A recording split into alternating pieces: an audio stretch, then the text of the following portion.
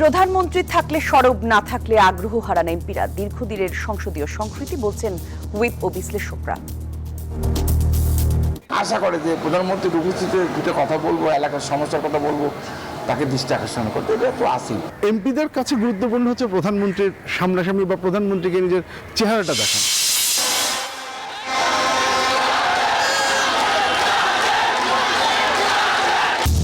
প্রথম জয়ে সি গ্রুপের শীর্ষে ব্রাজিল, বাঁধ ভাঙা উচ্ছ্বাস। বিজয় লাভের মাধ্যমে আমরা অত্যন্ত আনন্দিত। এই খেলার ধারাটা ধরে রাখা দরকার। নেইমারকে ছাড়া অসম্ভব ভালো খেলে। বেনজির আহমেদকে ফেরাতে সব কাগজপত্র দুবাই পাঠিয়েছে সরকার, দ্রুত ফেরত দেবে দেশটি, আশা স্বরাষ্ট্রমন্ত্রীর। রাউজানে বালুমহালের দখল নিয়ে দ্বন্দ্বের জেরে খুন হন যুবদল নেতা মাসুদ, টার্গেট কিলিং বলছে গোয়েন্দা তথ্য। 15 বছর ধরে জলাবদ্ধ পরিবেশে পাঠদান, ভোগান্তিতে গাজীপুরের শরীফপুর প্রাথমিক বিদ্যালয়ের শিক্ষার্থীরা। শান্তি প্রচেষ্টা নস্যাৎ করতে লেবাননে হামলা অব্যাহত রাখছে ইসরায়েল, বলছে মার্কিন গোয়েন্দা প্রতিবেদন। নিউজ 24 সংবাদে আমন্ত্রণ আপনাদের সবাইকে। আমি জান্নাতুল কলি আপনাদের সঙ্গে আছি। দেখছিলেন বিআরবি কেবলস সংবাদ শিরোনাম। এবারে পুরো খবর। প্রধানমন্ত্রী উপস্থিত থাকলে সংসদে সরব হয়ে ওঠেন সরকারি ও বিরোধী দলের সদস্যরা, কিন্তু না থাকলে কমে যায় প্রশ্নোত্তর পর্বে অংশগ্রহণ। কখনো কখনো দেখা দেয় কোরাম সংকটের শঙ্কাও। সংসদের হুইপরা বলছেন এটি দীর্ঘদিনের সংসদীয় সংস্কৃতি। আর বিশ্লেষকদের মতে প্রধানমন্ত্রীর দৃষ্টি আকর্ষণ করতে না পারলে বক্তব্য ততটা গুরুত্ব পায় না, এমনটাই মনে করেন অনেকে। নাইমাল জিকর প্রতিবেদন। আমি তো আজকে বক্তৃতার জন্য সময় চাইনি। মাননীয় চিফ হুইপ এই যে তালিকা দেন, কিন্তু বক্তা তো পাওয়া যায় না। 27 এপ্রিল সংসদ অধিবেশনে ক্ষমতাসীন দলের সংসদ সদস্য লুৎফুজ্জামান বাবরের এমন কথায় চিফ হুইপের কাছে এর কারণ জানতে চাওয়া হয়। জবাবে প্রধানমন্ত্রী না এলে সংসদে সদস্যরা বক্তব্য দিতে চান না বলে স্পিকারকে অবহিত করেন সরকার দলীয় চিফ হুইপ নুরুল ইসলাম মনি। মাননীয় প্রধানমন্ত্রী সংসদের প্রাণ, অ্যাকচুয়ালি উনি থাকলে সবাই তার বক্তব্য শোনাতে চায়, এই জন্য আমরা অনেক বক্তব্য পাই না। জাতীয় সংসদে প্রধানমন্ত্রী উপস্থিত থাকলে সদস্যদের উপস্থিতি ও অংশগ্রহণ বাড়ে, অনুপস্থিত থাকলে অনেক সময়ই ভিন্ন চিত্র দেখা যায়। প্রশ্নোত্তর পর্বে অংশগ্রহণ কমে, ফাঁকা থাকে আসনও। মাননীয় সদস্য হুইপরা বলছেন এটি নতুন কিছু নয়, বহুদিনের সংসদীয় সংস্কৃতির অংশ। অনেক সদস্যই প্রধানমন্ত্রীর সামনে বক্তব্য দিতে চান, যাতে তাদের এলাকার সমস্যা ও রাজনৈতিক অবস্থান সরাসরি শীর্ষ নেতৃত্বের নজরে আসে। আশা করে যে প্রধানমন্ত্রীর উপস্থিতিতে দুটো কথা বলবো, এলাকার সমস্যার কথা বলবো, তাকে দৃষ্টি আকর্ষণ করতে, এটা তো আসি। না থাকলে কি উনি তো বাইরে থাকলেও উনি বক্তব্য শুনেন, উনি টেলিভিশনে হোক বা এখন তো জানেন সোশ্যাল মিডিয়ার মাধ্যমেও সুযোগ আসছে। অর্থাৎ আমি বিশ্বাস করি আস্তে আস্তে এই জায়গা থেকে সময় লাগবে, তবে এই জায়গা থেকে আমরা আমাদের দেশের রাজনীতি বেরিয়ে আসবে ইনশাআল্লাহ। বিশ্লেষকদের মতে সংসদ সদস্যের একটি বড় অংশ মনে করে প্রধানমন্ত্রীর উপস্থিতিতে কথা বললে তার রাজনৈতিক গুরুত্ব বেশি হয়, এমনকি দলীয় মূল্যায়ন কিংবা ভবিষ্যতে গুরুত্বপূর্ণ দায়িত্ব পাওয়ার ক্ষেত্রেও তা ইতিবাচক প্রভাব ফেলতে পারে বলে ধারণা রয়েছে। অতীতে আমরা দেখেছি প্রধানমন্ত্রীর হাতে সকল ক্ষমতার কেন্দ্রীভূত। সো সংসদ সদস্যরা যখন সেই আইডিয়া নিয়ে আসছেন যে তার রাজনৈতিক ভবিষ্যৎ এবং তার এলাকার উন্নয়ন কার্যক্রম যে কোনো কিছুই, সকল কিছু ডিপেন্ড করে প্রধানমন্ত্রীর উপর। সো উনি হচ্ছে গিয়ে প্রধানমন্ত্রীকেই শোনাতে যাচ্ছেন, আর কোনো দিকে হচ্ছে গিয়ে তার ইসে হচ্ছে না। এবং এর ফলে যেটা হচ্ছে যে আপনি দেখেছেন যে কিছুদিন আগেও প্রধানমন্ত্রী বোধহয় কোথাও গেলেন, উনি এমপিরা দেখলেন সেখানে আছে, তিনি এমপিদের বলেন সংসদ চলছে আপনারা কেন এইখানে। এমপিদের কাছে গুরুত্বপূর্ণ হচ্ছে প্রধানমন্ত্রীর সামনাসামনি বা প্রধানমন্ত্রীকে নিজের চেহারাটা দেখানো। সংসদ কেবল প্রধানমন্ত্রীর উদ্দেশ্যে বক্তব্য দেওয়ার জায়গা নয়, এটি জনগণের প্রতিনিধিদের জবাবদিহি ও নীতি নির্ধারণের কেন্দ্র। তাই প্রধানমন্ত্রী উপস্থিত থাকুক বা না থাকুক, সংসদীয় কার্যক্রমে সক্রিয় অংশগ্রহণই গণতন্ত্রকে শক্তিশালী করতে পারে বলছেন বিশ্লেষকরা। বর্তমান সরকার। নাইম আলচিকো, নিউজ 24, ঢাকা।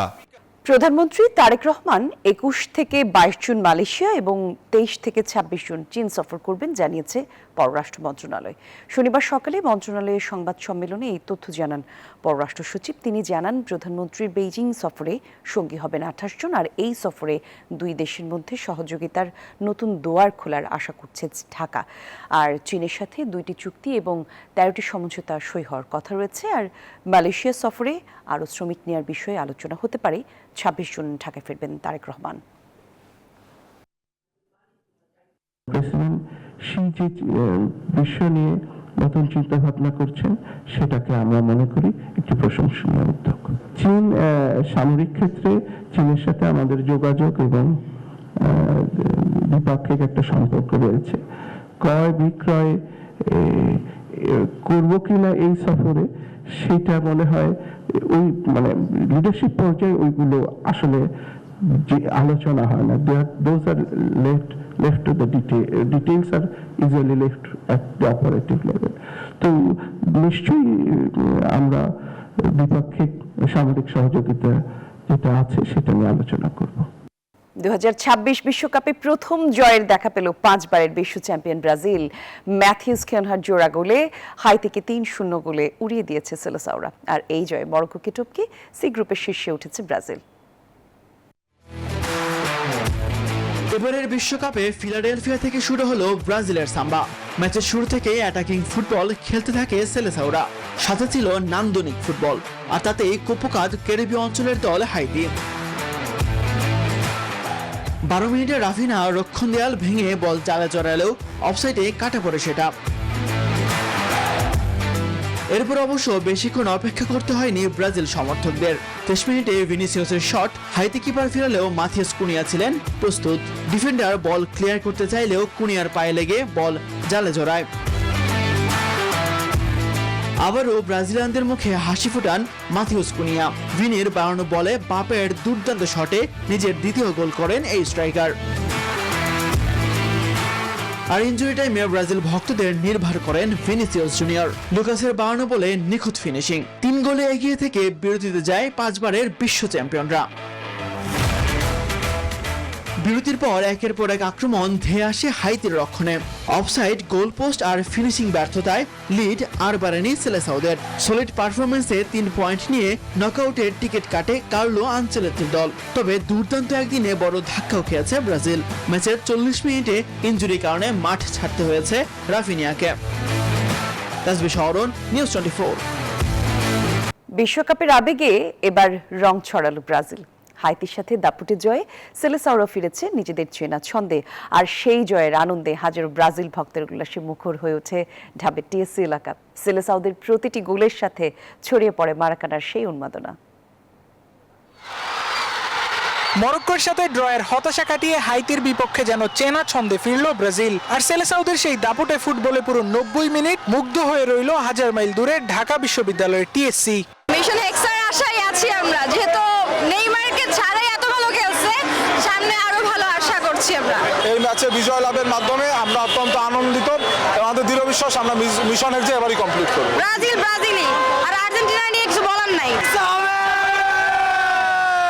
ম্যাচের শুরু থেকে শেষ পর্যন্ত টিএসসির আবহ দেখে বোঝার উপায় ছিল না এটি ঢাকার প্রাঙ্গণ নাকি ব্রাজিলের মারাকানা। প্রতিটি গোল, আক্রমণ আর শটে উল্লাসে ফেটে পড়েন ব্রাজিল সমর্থকেরা। এই খেলার ধারাটা ধরে রাখা দরকার। আমরা চাই এভাবে যদি খেলতে যাই আমরা হেক্সা মিশন কমপ্লিট হয়ে যাবে। ব্রাজিল ব্রাজিল তো অবশ্যই জিতবে। ব্রাজিল তো জিতেছে, অবশ্যই খুশি, তবে আরেকটু ভালো খেলতে পারতো। খুব এক্সাইটেড, আমরা হেক্সা মিশন সম্পূর্ণ করব। ব্রাজিলের জয়ের দিনে হলুদ সবুজের রঙে রাঙা টিএসসি যেন পরিণত হয়েছিল এক টুকরো ব্রাজিলে। পতাকার ঢেউ, স্লোগান আর আনন্দ মিছিলের মধ্য দিয়ে সমর্থকদের কণ্ঠে ছিল একটাই প্রত্যাশিত, এবার হেক্সা মিশন পূরণ করে বিশ্বকাপ ট্রফি ঘরে তোলার স্বপ্ন দেখতেই পারে সেলেসাওরা।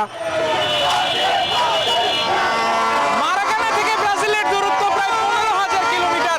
তবে ব্রাজিলের এই রাজকীয় জয়ের দিনে মারাকানার সেই আবেগ ছুঁয়ে গেছে ঢাকাতেও। টিএসসি থেকে আপনারা রাইয়ান, নিউজ 24 ঢাকা। সাবেক আইজিপি বেনজির আহমেদকে দেশে ফিরিয়ে আনতে সব কাগজপত্র দুবাই পুলিশের কাছে পাঠানো হয়েছে জানিয়েছেন স্বরাষ্ট্রমন্ত্রী সালাউদ্দিন আহমেদ। শনিবার সচিবালয়ে পুলিশ সদস্যদের পুরস্কার প্রদান অনুষ্ঠান শেষে তিনি সব কথা জানান। বলেন, দুবাইয়ের সাথে থাকা চুক্তির আওতায় দ্রুতই অপরাধীদের ফেরত আনা যাবে। নির্বাচিত সরকার আসার পর পুলিশের আত্মবিশ্বাস ফিরে পেয়েছে আর বেড়েছে কাজের গতিও। আওয়ামী লীগের প্রতিষ্ঠা বার্ষিকী ঘিরে অরাজকতা ঠেকাতে পুলিশকে সতর্ক থাকার নির্দেশনা দেওয়ার কথাও জানান স্বরাষ্ট্রমন্ত্রী।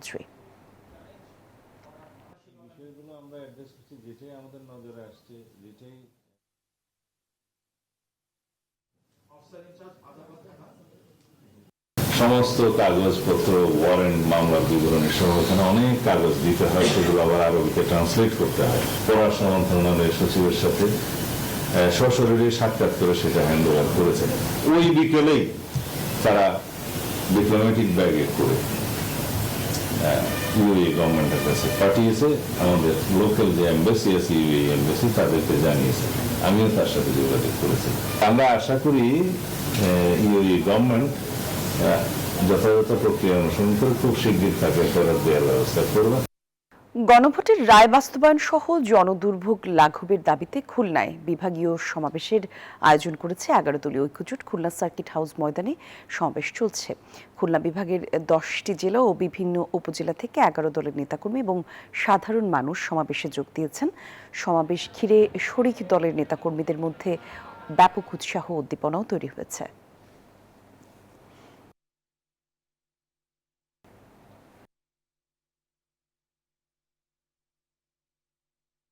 দর্শক, খুলনায় সমাবেশের সরাসরি খবর আমরা জানতে চাই। খুলনা থেকে আমাদের সহকর্মী মাকসুদুর রহমান আমাদের সঙ্গে যোগ দিবেন।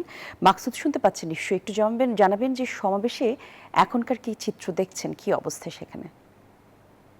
ঐক্যজোটের সমাবেশ আজকে অনুষ্ঠিত হচ্ছে। এখানে খুলনা বিভাগের বিভিন্ন জেলা উপজেলা থেকে নেতাকর্মীরা কিন্তু এখানে সমবেত হয়েছেন।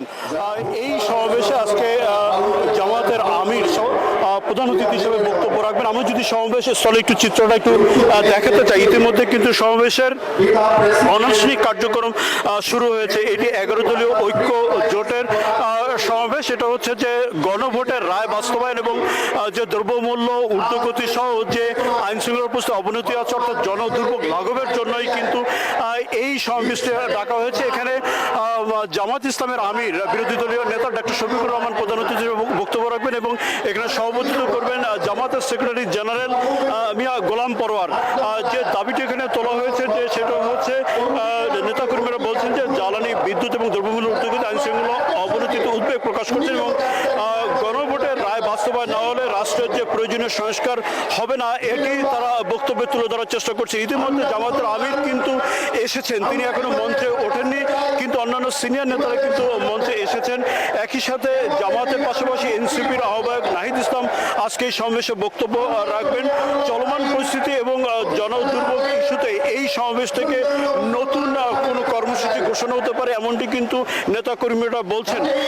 এখানে যে 11 দলীয় ঐক্য জোটের নেতাকর্মীরা আছে, সেই নেতাকর্মীরা কিন্তু এখানে এই সমাবেশে ইতিমধ্যে কিন্তু আসতে শুরু করেছেন এবং মাঠের সব আশেপাশে যে রাস্তা সড়কগুলো আছে সেখানে কিন্তু জনসাধারণের ভিড় আমরা দেখতে পাচ্ছি।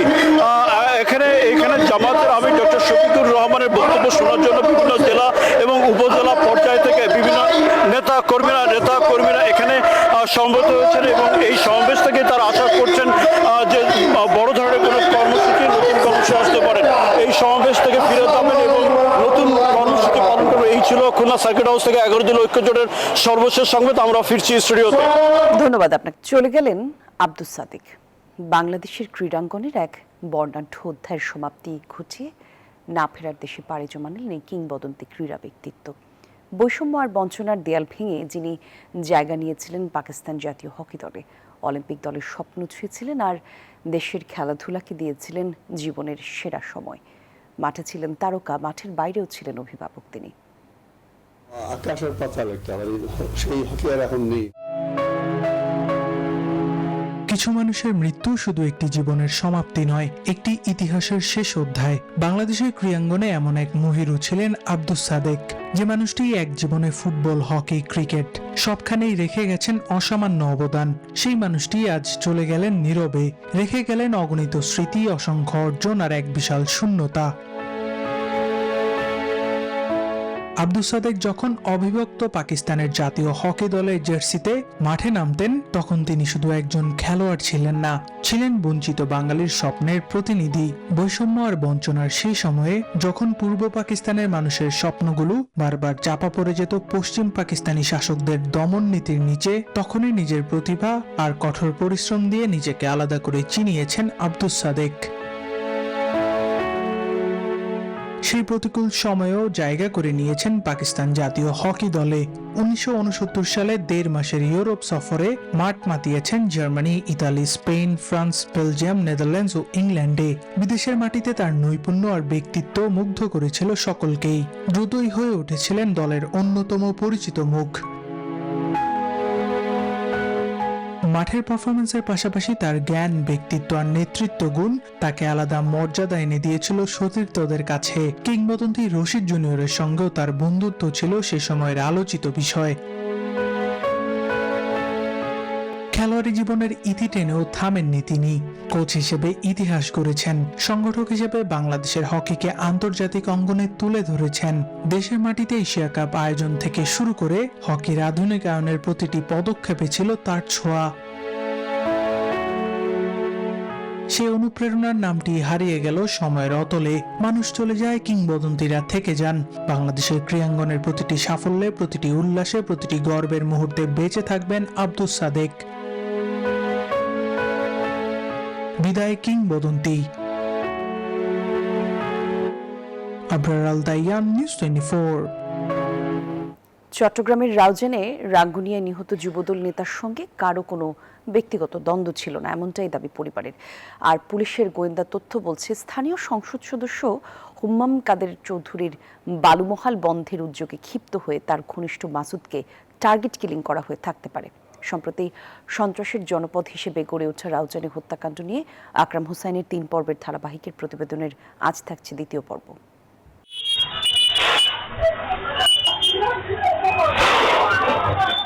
গেল 13 জুন চট্টগ্রামের রাউজানে প্রকাশ্য দিবালোকে হত্যা করা হয় রাঙ্গুনিয়ার যুবদল নেতা মাসুদুল হক চৌধুরীকে। দিনে দুপুরে এই হত্যাকাণ্ডের ঘটনায় আতঙ্ক ছড়িয়ে পড়ে গোটা এলাকা জুড়ে। ঘটনার পরপরই আইন শৃঙ্খলা রক্ষাকারী বাহিনী অভিযান শুরু করে। এরই মধ্যে শনাক্ত করা হয় জড়িত 5 জনকে। তারা হলেন মোহাম্মদ ইলিয়াস ওরফে দামা ইলিয়াস, দিদারুল আলম ওরফে দিদার, মোহাম্মদ ইউসুফ, মোহাম্মদ জাহেদ এবং মোহাম্মদ আফসার। যদিও পরিবারের দাবি, মাসুদের সঙ্গে কারো কোনো ব্যক্তিগত দ্বন্দ্ব ছিল না। কোন সময় এগুলা তার যে এইভাবে মানে নির্মম যায় মৃত্যুর দিকে চলতে হবে এরকম চিন্তাও করে না, কোনো ভয় ভীতি ছিল না, তাকে কেউ মারতে পারে এই ধরনের কোনো শত্রু ছিল না। তবে পুলিশ বলছে, পরিবারের কাছে মাসুদুল হত্যাকাণ্ডের প্রকৃত কারণ অজানা থাকলেও তদন্ত ও গোয়েন্দা প্রতিবেদনে উঠে আসছে একের পর এক চাঞ্চল্যকর তথ্য। হত্যাকাণ্ডটি ঘটিয়েছে রাউজানের কুখ্যাত রায়হান গ্রুপ। এইখানে এই গ্রুপটা হলো রায়হানের গ্রুপ। এরা আমাদের অনেক দিন থেকে নজরদারির মধ্যে আছে। এখানে আফসার ছিল, শাহাবুদ্দিন ছিল, ইউসুফ ছিল, ধামা ইলিয়াস ছিল।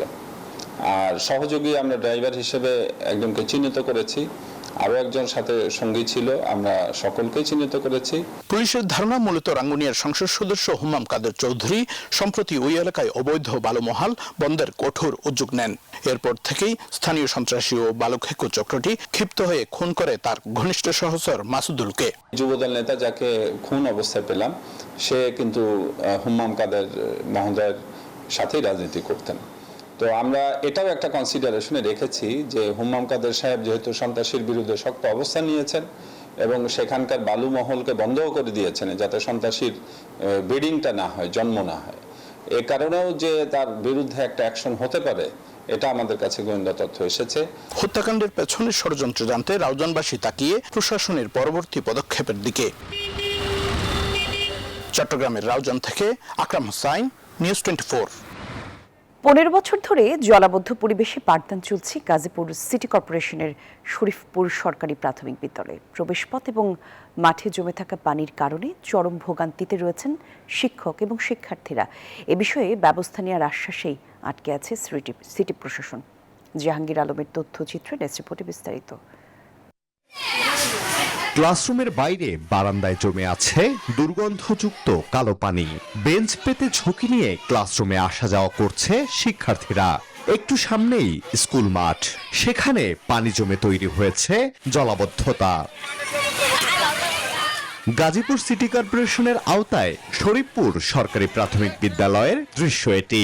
বিদ্যালয়ের মূল ফটক ও সামনের রাস্তা পানিতে তলিয়ে থাকায় পানি ও কাদা মারিয়ে স্কুলে যাতায়াত করছে শিক্ষার্থীরা। এক শ্রেণীকক্ষ থেকে আরেক শ্রেণীকক্ষ কিংবা টয়লেটে যেতেও দুর্ভোগ পোহাতে হয়। মাঠের বড় একটি অংশ বছরের অধিকাংশ সময় পানিতে ডুবে থাকে, ফলে নোংরা পানিতে খেলাধুলা করে স্বাস্থ্য ঝুঁকিতে শিক্ষার্থীরা।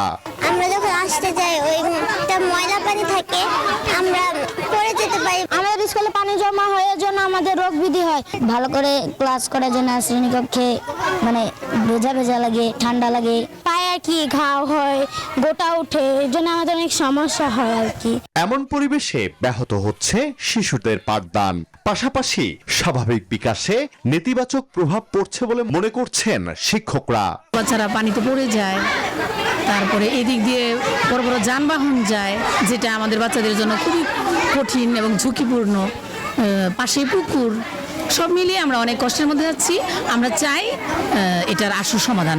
লিখিত অভিযোগ পেলে দ্রুত তদন্ত করে প্রয়োজনীয় ব্যবস্থা গ্রহণ করা হবে বলে দায়সারা জবাব গাজীপুর সিটি কর্পোরেশনের প্রশাসকের। সুনির্দিষ্টভাবে জানানো হলে অবশ্যই আমি সিটি কর্পোরেশন থেকে আমি দ্রুত যাতে পানি ওখানে জলবদ্ধতা না হয় এটা নিরসনের জন্য আমি পদক্ষেপ নেব। দীর্ঘ 15 বছর ধরে ভোগান্তি ও প্রতিকূল পরিবেশে পাঠদান চলছে বিদ্যালয়টিতে। দ্রুত শিক্ষার পরিবেশ নিশ্চিত করার প্রয়োজনীয় ব্যবস্থা নেয়ার দাবি শিক্ষক, শিক্ষার্থী ও এলাকাবাসীর। Desk report, news 24। যুক্তরাষ্ট্র ইরানের শান্তি প্রচেষ্টা নস্যাৎ করতে লেবাননে আগ্রাসন চালিয়ে যাচ্ছে ইসরায়েল, এমন তথ্য উঠে এসেছে মার্কিন গোয়েন্দা প্রতিবেদনে। বিভিন্ন গণমাধ্যমে এ বিষয়ে প্রতিবেদনও প্রকাশিত হচ্ছে। তবে সুইজারল্যান্ডের ওয়াশিংটন তেহরানের প্রথম দফা শান্তি আলোচনায় তোড়জোড়ও চলছে। হরমুজের মার্কিন অবরোধ প্রত্যাহার করায় বেড়েছে ইরানের রপ্তানি বাণিজ্য। এরই মধ্যে 1,80,00,000 ব্যারেল তেল রপ্তানি করে তেহরান আয় করেছে $144 কোটি মার্কিন ডলার।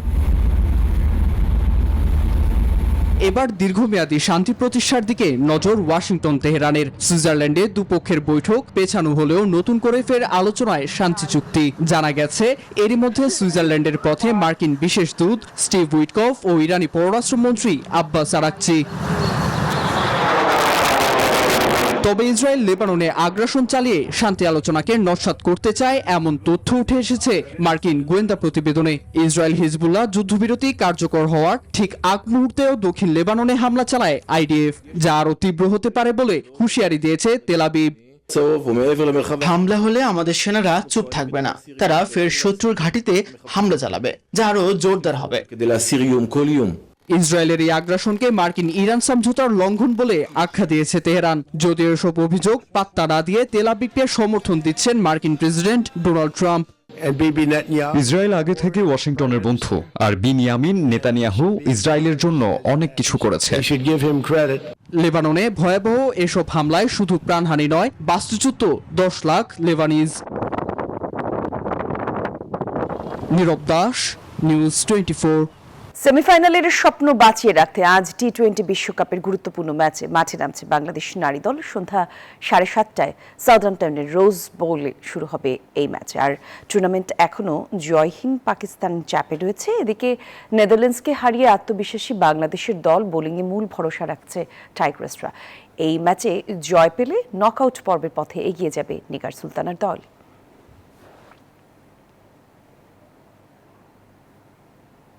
তখনও সূর্য ওঠেনি দিগন্তে।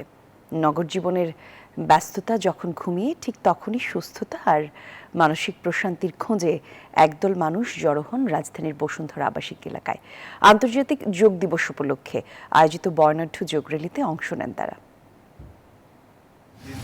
আন্তর্জাতিক যোগ দিবস উপলক্ষে ব্লেন্ডার্স চয়েস ওয়েলনেস আনপ্লাগড এর আয়োজনে অনুষ্ঠিত হয়েছে বর্ণাঢ্য যোগ র্যালি। স্বাস্থ্য সচেতনতার বার্তা ছড়িয়ে দিতে বিভিন্ন বয়সের মানুষ এতে অংশ নেন। র্যালির পর শুরু হয় যোগ ব্যায়াম ও মেডিটেশন সেশন। প্রশিক্ষকদের নির্দেশনায় অংশগ্রহণকারীরা শরীর ও মনকে এক সুতোয় বাঁধার চেষ্টা করেন। দৈনিক জীবনে আসলে প্রচণ্ডভাবে উপকারী, কারণ হচ্ছে যে আপনি যোগার মাধ্যমে আপনার পুরো শরীরটাকে আপনি কাজে লাগাচ্ছেন। দেখেন আমরা এখানে একটা উৎসব মুখর দিবস পালন করছি, তা এটা হচ্ছে আমাদের শারীরিক, মানসিক এবং সামাজিক যেটা বন্ধন হচ্ছে, যার জন্য আমরা সবাই সব দিক থেকে উপকৃত হচ্ছি। বসুন্ধরার এন ব্লকে অবস্থিত স্পোর্টস সিটিতে অনুষ্ঠিত হয় স্বাস্থ্য ও সুস্থতা বিষয়ক সচেতনতামূলক আলোচনা। বিশেষজ্ঞরা তুলে ধরেন নিয়মিত শরীরচর্চা, মানসিক প্রশান্তি এবং স্বাস্থ্যকর জীবনযাপনের গুরুত্ব। যোগব্যায়াম আমাদের সুস্থতা ও মানসিক প্রশান্তি অর্জনের একটি কার্যকর মাধ্যম। সবাই এখন যোগার কাছে ফিরে যাচ্ছে। পাশ্চাত্য বিশ্ব, আমেরিকা, ইউরোপ, তারা দেখছে যে অনেক চিকিৎসার জন্য যোগায় যথেষ্ট ওষুধ লাগে না। শুধু আলোচনা নয়, ছিল নানা অংশগ্রহণমূলক ও আনন্দঘন আয়োজন। পরিবার, বন্ধু এবং সহকর্মীদের সঙ্গে উৎসব মুখর পরিবেশে দিনটি উদযাপন করেন উপস্থিতরা। প্রযুক্তি নির্ভর ব্যস্ত নগর জীবনে সুস্থতা এখন এক বড় চ্যালেঞ্জ, আর সেই চ্যালেঞ্জ মোকাবেলায় যোগ ব্যায়াম ও ধ্যানের গুরুত্ব স্মরণ করিয়ে দিল আন্তর্জাতিক যোগ দিবসের এই আয়োজন। মামুনুর রহমান, নিউজ 24। আর এই ছিল সংবাদের আপডেট। সঙ্গে ছিলেন যারা। ধন্যবাদ সবাইকে।